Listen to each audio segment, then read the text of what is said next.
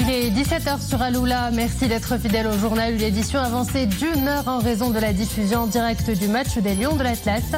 À la une de l'actualité ce soir. La sécurité hydrique, la priorité des priorités pour Sa Majesté le roi Mohammed VI dans un contexte national marqué par un déficit pluviométrique. L'heure est à l'action. Hier, le souverain a présidé une séance de travail à ce sujet, au cours de laquelle tout un plan d'action d'urgence a été déroulé pour faire face à la situation actuelle. Le Parlement marocain fête son 60e anniversaire. Pour commémorer cet événement, un symposium a été organisé à Rabat. Il a été marqué par un message royal adressé aux participants dans lequel le souverain met l'accent sur l'approche participative qui guide l'élaboration des grandes réformes du Maroc.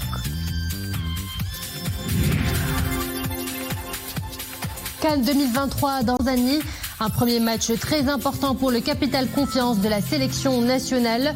Dans ce journal, nous vous ferons assister à la toute dernière séance d'entraînement des protégés de Walid Regragui avant leur entrée sur la pelouse du stade Laurent Poucourt à San Pedro.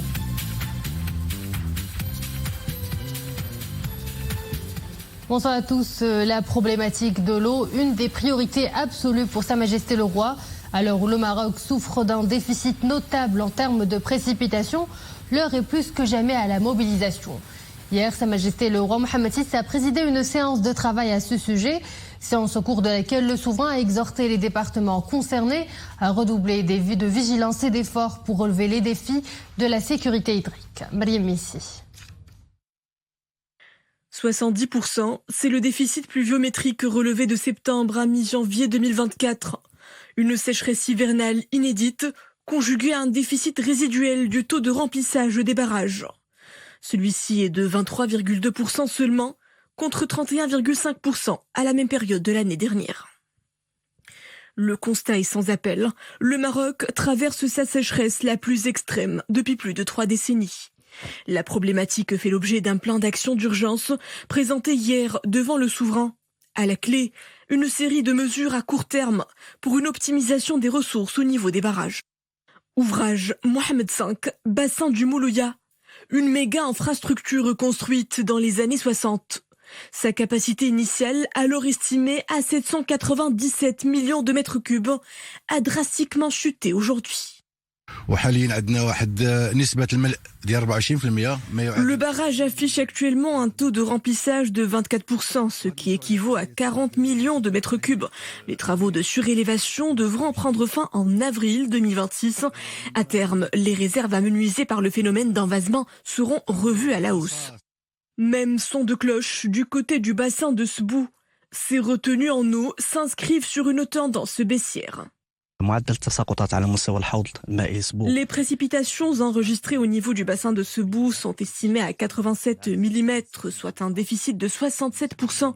Les entrants sont évalués à 65 millions de mètres cubes sur l'ensemble des barrages du bassin de Sebou. C'est l'équivalent d'un déficit de 92%. Un climat aride et une carence en eau endémique. La situation est particulièrement critique dans la région de Souss-Massa, où la baisse des retenues d'eau des principaux barrages est non moins alarmante. De 2018 à 2023, le déficit oscille entre 47 et 83%.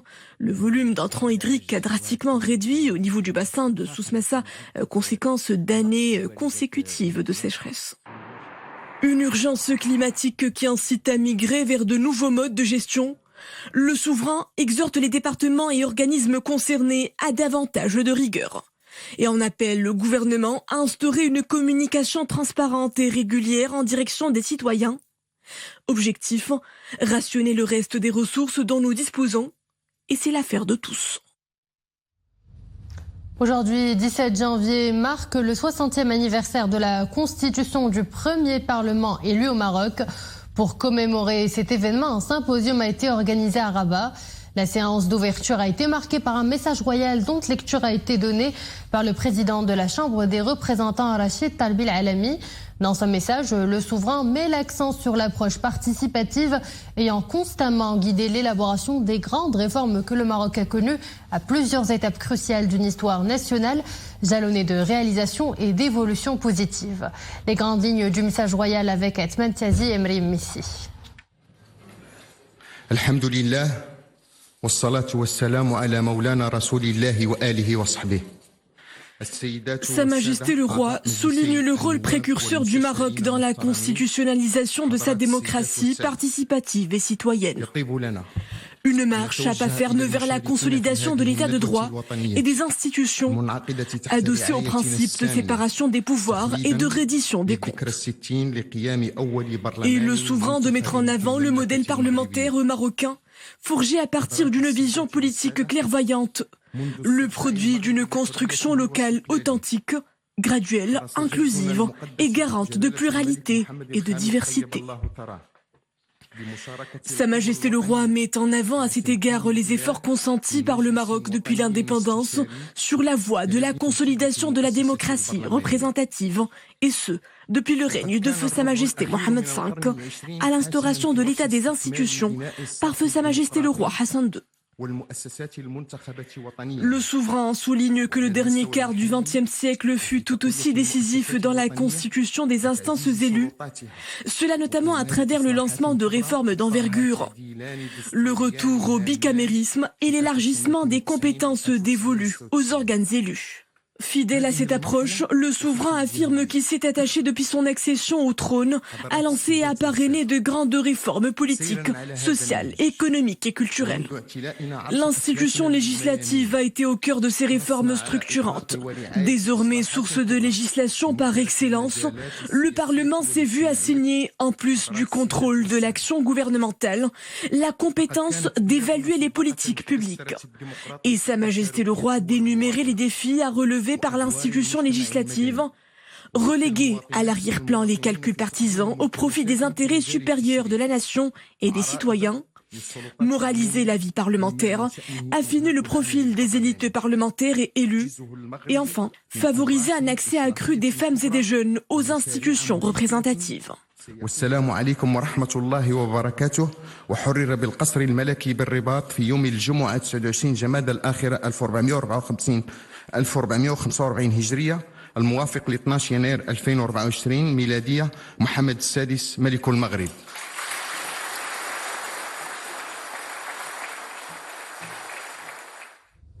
À l'international, Gaza continue de sombrer dans le chaos. L'offensive israélienne se poursuit sur le terrain. Une série de frappes aériennes et de tirs d'artillerie nocturnes ont été signalés dans la ville de Khan Younes, dans le sud de la bande de Gaza. Le Hamas a fait état d'au moins 81 morts à Khan Younes et ailleurs dans la bande de Gaza, où la situation humanitaire est jugée catastrophique selon l'ONU, qui parle de risque de famine en plein pic de froid d'hiver. En Antarctique, le plus gros iceberg du monde a bougé pour la première fois depuis 30 ans. La trajectoire de cet iceberg de plus de 4000 mètres, 4 km carrés plutôt de superficie inquiète les scientifiques. Il se déplace vers l'océan austral. Baptisé A23A, son histoire remonte à 1986 lorsqu'il s'est détaché de la banquise Fischner-Rhône. Il s'est ensuite rapidement échoué dans les profondeurs de la mer de Weddell où il est resté pendant 30 ans. Sport Cannes 2023 ce soir, tous les regards seront tournés vers la Côte d'Ivoire, plus particulièrement vers San Pedro où les Lions de l'Atlas disputeront leur premier match au stade Laurent Poucault. Le 11 national croisera le fer avec la Tanzanie pour le compte de la première journée du groupe F.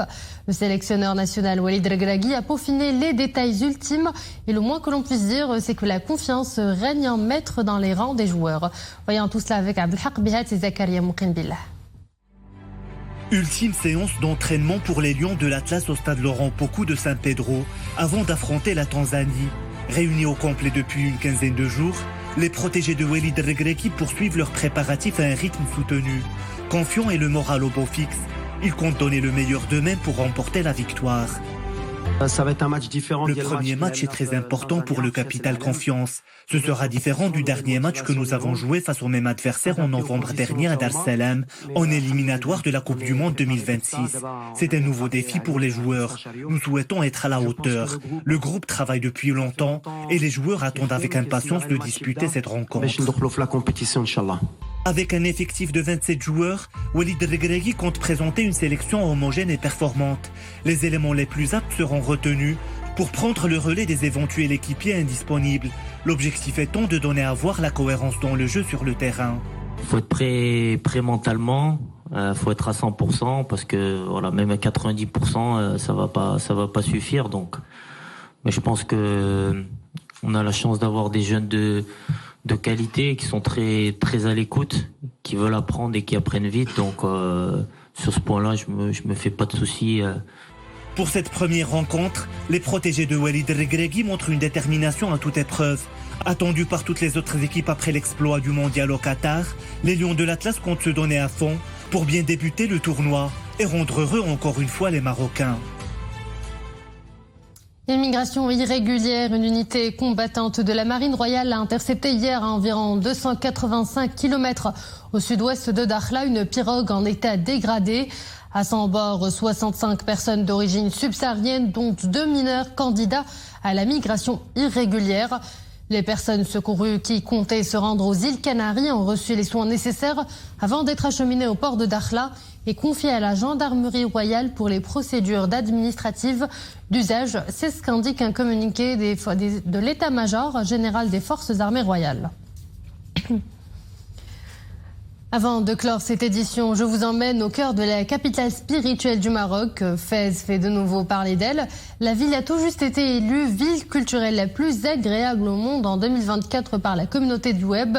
Avec ses monuments historiques et son cachet authentique, la cité impériale offre aux visiteurs une grande richesse patrimoniale et civilisationnelle. Anwar El-Romari, Youssef Chergui avec Maria Oued. Dans les dédales de ces ruelles, aux allures de tableaux orientalistes, la Médina de Fès donne à voir toute la richesse de son patrimoine. Avec son imposante mais non moins altière porte Bab Shorfa et son illustre université El Karawiyyin, parmi les plus anciennes au monde, la cité historique a de quoi séduire les touristes du monde entier.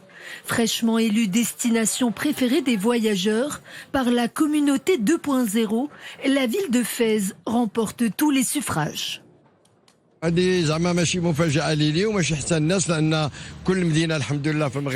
est une ville historique, elle a un cachet particulier. Il y a beaucoup de monuments à visiter, tels que la plus vieille université du monde, mais aussi la Médina. Voilà pourquoi elle vient d'être élue ville préférée des touristes du monde, et cela pour la seconde fois.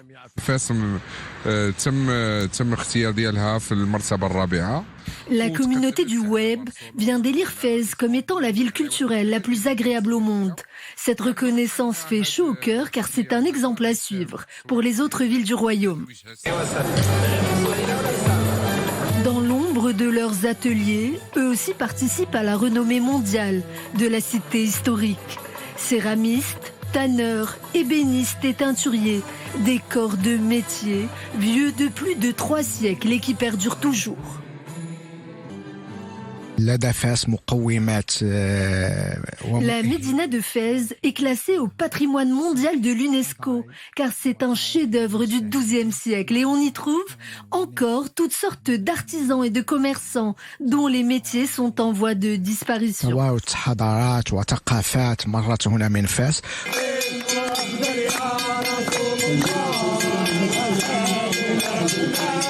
Mélange des civilisations arabes, andalouses et amazighes, la cité aux multiples couleurs et arômes n'a pas fini d'envoûter les touristes du monde entier. Impérial Fès, berceau de la civilisation marocaine. Et voilà, nous arrivons à la fin de cette édition. Merci à vous de l'avoir suivi. Excellente suite de programme sur Oula.